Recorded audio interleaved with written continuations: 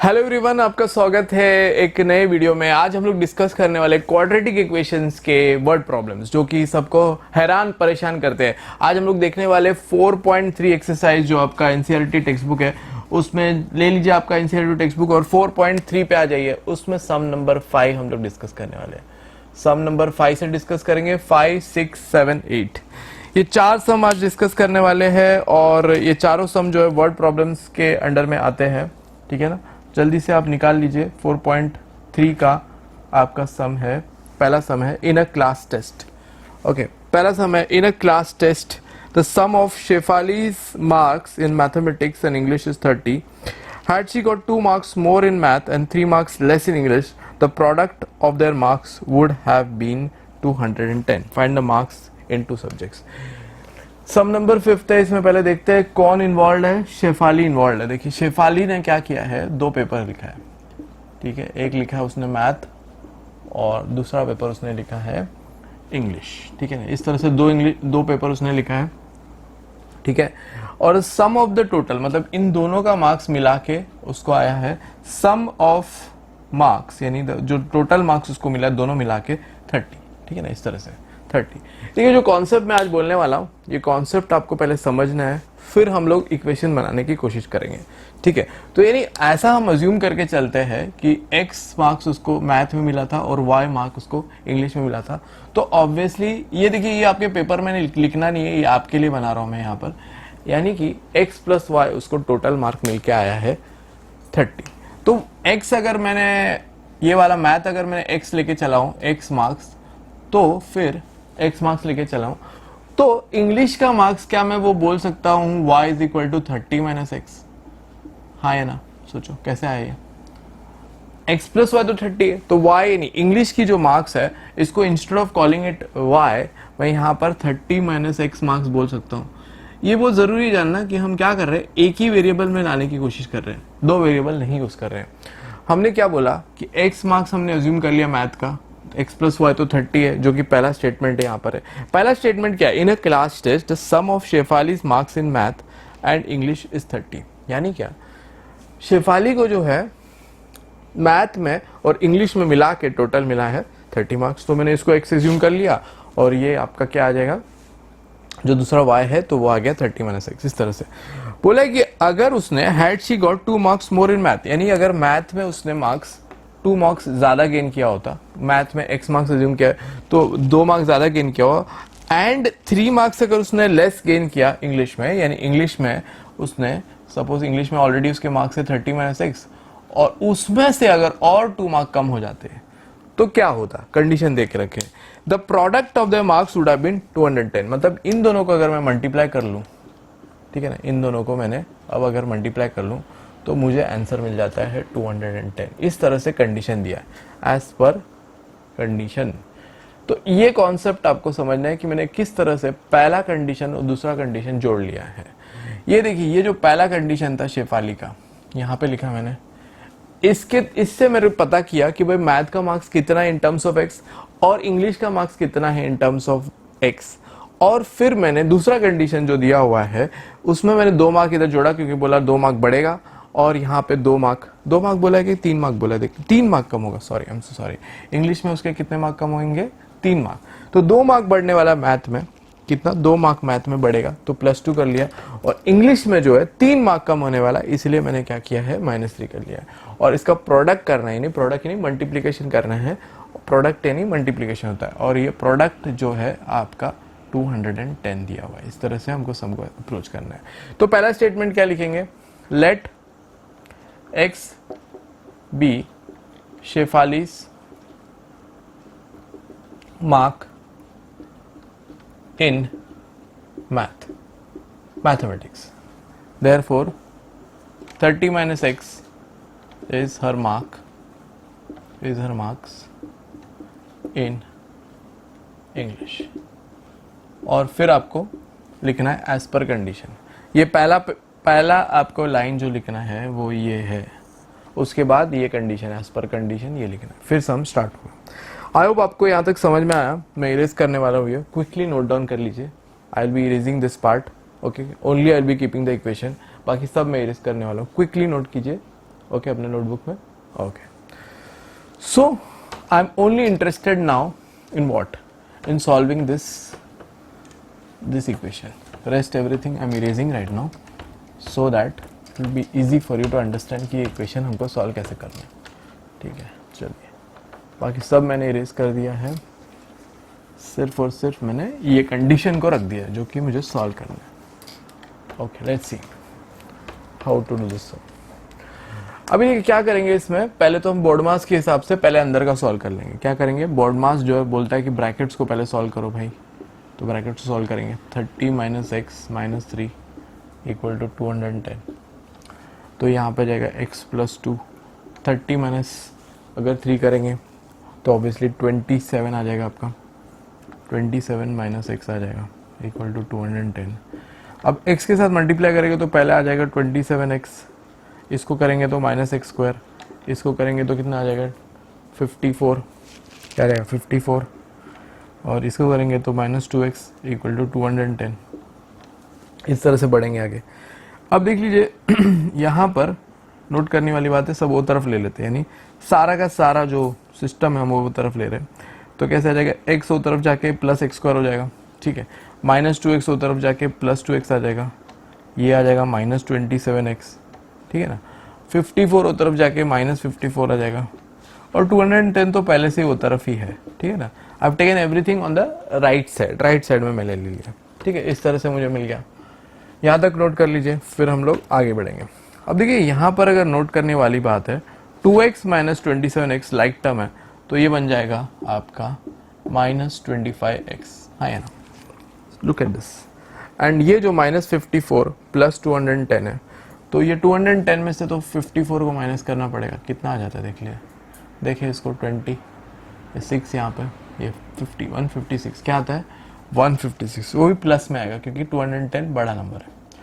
ठीक है, अभी हमको 156 को इस तरह स्प्लिट करना है कि हमारा आंसर जो है क्या आना चाहिए, 25 आना चाहिए. तो हम 156 को स्प्लिट करेंगे प्राइम फैक्टर मेथड से. 2 7 14. ओके, एक वहाँ पे होगा 2 8 16, फिर 2 से वापस गया, 2 3 6, और यहाँ पे 2 9 18, 3 13 और 13 1, इस तरह से हो जाएगा. तो हमको ऐसा कुछ करना है कि ऐड करने के बाद, यहाँ पे ऐड का साइन देख रहे हैं, तो ऐड करने के बाद हमको कुछ ना कुछ 25 में आना चाहिए. तो अगर हमने समझ लीजिए ये एक जोड़ी बना लिया हमने इसका, जो कि होता है 12, और ये अलग से हमने 13 ले लिया और इनको माइनस माइनस दे दिया, तो ऑब्वियसली -25 तो मुझे मिलता है. हाँ या ना.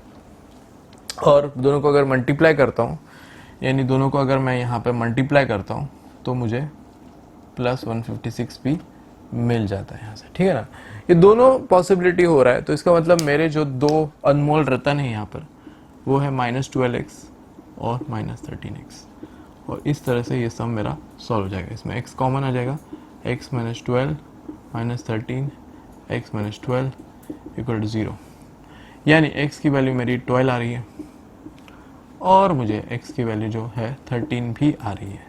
तो x की दो वैल्यू आ रही है 13 और 12, इस तरह से. यानी मैं बोल सकता हूँ यहाँ पर फाइनल आंसर के तौर पे, क्योंकि वो लोगों ने पूछा था कि find her marks in 2 subjects. यानी शेफाली को जो मैथ में मार्क मिला है, अगर मैथ में उसको मिल जाता है, 2 केस बनेगा. ठीक है ना, 2 केस बनेगा, केस नंबर 1 और केस नंबर 2 के 2 आंसर आएंगे, मैथ और दूसरा है आपका इंग्लिश. ठीक है ना, अगर मैंने बोला उसको मैथ में अगर मैथ में 12 ले लिया मैंने, ठीक है, मैथ में 12 लिया, तो फिर इसमें कितना आ जाएगा उसको, किसमें, इंग्लिश में, क्योंकि दोनों के बीच में कुछ बताया है कि दोनों मिला के 30 होगा, तो इंग्लिश में उसका आ जाएगा 18 आ जाएगा, करेक्ट ना. और अगर मैथ में उसको 13 मिल गया, क्योंकि 2 आंसर है देखो यहाँ पर, आप देख सकते हैं. तो अगर मैथ में 12 आया तो टोटल तो 30 आना है ना, तो 30 आ जाएगा.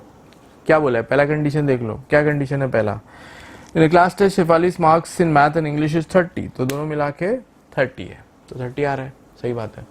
अगर हमने दूसरा कंडीशन लिया, यानी दूसरा कंडीशन क्या है, 13 है, देख लो, तो फिर 30 में से अगर 13 माइनस करेंगे तो आपको मिलेगा 17, तो ये हो सकता है उसका मार्क, यानी या 12 18 हो सकता है, या 13 और 17 हो सकता है। इस तरह से हम लोग बोल सकते हैं कि ये उसका मार्क हो सकता है।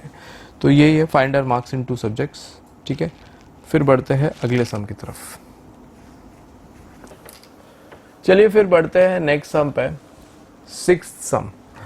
Diagonal of a rectangular field is 60 metres more than the shorter side. पहले हम एक अच्छा कॉन्सेप्ट समझने के लिए एक रेक्टेंगल बना लेते हैं, ठीक है। एक अच्छा सा एक रेक्टेंगल बना लेते हैं, और रेक्टेंगल में डायगोनल की जरूरत है तो डायगोनल भी हम कंस्ट्रक्ट कर लेंगे, ठीक है। तो ये रेक्टेंगल है ABCD, जहाँ पे AC आपका डायगोनल है, ठीक है। और ये तो आपको पता होना चाहिए कि ये एंगल 90 डिग्री होता है। रेक्टेंगल में जो साइड्स के बीच में जो एंगल होता है वो हमेशा 90 डिग्री होता है, ठीक है। क्वेश्चन पढ़ लेते हैं। क्वेश्चन में क्या दिया है, the diagonal of a rectangular field is 60 metre more than the shorter side. अब देखो यार, ये शॉर्टर साइड है तो उसको अज्यूम कर देते हैं। Let us assume AB side as x। तो ये आपका अजम्पशन है x, ठीक है। बहुत इंपॉर्टेंट क्वाड्रेटिक क्वेश्चन में ये समझना कि क्या पार्ट को हम x ले सकते हैं। यहाँ पर हमने x को शॉर्टर साइड क्यों लिया, क्योंकि यहाँ पर कंपैरिजन जो दिया हुआ है डायगोनल का, लिखा है 60 metres more than the shorter side. तो शॉर्टर साइड के साथ में कंपैरिजन है, तो ऑब्वियसली मैंने इसीलिए इसको x लिया। और डायगोनल जो है 60 मीटर बड़ा है, तो मैंने 60 प्लस x कर दिया। बड़ा है नहीं, प्लस में आ जाता है। और दूसरा क्या बोला है, if the longer side is 30 metre more than shorter side, यानी लॉन्गर साइड 30 मीटर ज्यादा है शॉर्टर साइड, तो वो x प्लस 30 है। देखिए आप, कंपैरिजन जिससे हुआ है उसको मैंने x ले लिया। तो इस तरह से शॉर्टर साइड डायगोनल सबसेट हो गया। Find the sides of field, तो यानी लेंथ और ब्रेथ निकालना है इन शॉर्ट। देखिए इस ट्रायंगल को ध्यान से देखिए, ये एक राइट एंगल ट्रायंगल बन रहा है। राइट एंगल ट्रायंगल बनने से एडवांटेज ये है कि हम पाइथागोरस थ्योरम यूज कर सकते हैं। बिल्कुल सही, आपने बिल्कुल नहीं सही सोचा है कि ये x है और ये x प्लस 30 है और ये x प्लस 60 है। ये 90 डिग्री बन रहा है ABC। तो in triangle ABC using Pythagoras theorem, तो हम ये पाइथागोरस थ्योरम लगाएंगे। इसमें क्या लगाएंगे, पाइथागोरस थ्योरम लगाएंगे, ठीक है। तो पाइथागोरस थ्योरम लगा के क्या होने वाला है, पाइथागोरस थ्योरम लगा के हम x निकाल लेंगे, और x जैसे निकालेंगे x प्लस 30 करेंगे तो ब्रेथ मिल जाएगा, और x मिलेगा, x तो हमको सॉरी लेंथ मिल जाएगा, और ये ब्रेथ मिल जाएगा। इस तरह से हो जाएगा। पाइथागोरस थ्योरम क्या बोलता है, हाइपोटेन्यूज का स्क्वायर करो और बाकी दो के स्क्वायर हम यहाँ पे लगा देंगे। तो यहाँ आ जाएगा आपका x प्लस 60 का स्क्वायर, और AB का स्क्वायर आ जाएगा x का स्क्वायर, और BC का स्क्वायर आ जाएगा x प्लस 30 का स्क्वायर। इस तरह से बढ़ेंगे आगे। तो यहाँ पर आ जाएगा इसका a plus B the whole square अगर ओपन करते हैं, a स्क्वायर प्लस 2ab मतलब 120x, और b स्क्वायर यानी 3600, यानी 60 का स्क्वायर क्या होगा 3600। ओके, ये कौन सा फॉर्मूला लगाया मैंने यहाँ पर, a प्लस बी दो, a square plus 2ab 2 into x into 60 120x, b square यानी 3600, x का स्क्वायर तो x स्क्वायर आता है, और यहाँ पर भी a plus B the whole square तो क्या आ जाएगा a स्क्वायर। ठीक है, यहाँ पर 30 है, ठीक है, तो 2ab आएगा, 2 इंटू 30 60 होता है, 60 इंटू x 60x होता है, और 30 का स्क्वायर आ जाएगा आपका 900। इस तरह से आपने सेट कर लिया। अब देखिए दोनों तरफ एक्स स्क्वायर है, या तो एक्स स्क्वायर उस तरफ ले लीजिए और कैंसिल कर दीजिए, ठीक है, या तो एक्स स्क्वायर ये तरफ लेके आके कैंसिल तो होना ही है। ठीक है, मैं क्या कर रहा हूँ, सारा कुछ वो तरफ शिफ्ट कर रहा हूँ। देखिए यहाँ पर शिफ्ट कर रहा हूँ यानी वो तरफ, ओके, प्लस 60x तो पहले से बैठा हुआ है, ये 120 वो तरफ जाके माइनस 120x हो गया, 900 पहले से वो तरफ है राइट साइड में, ये इस 3600 it goes the other side, it becomes minus 3600। इस तरह से हमको कुछ इक्वेशन मिलना शुरू होता है।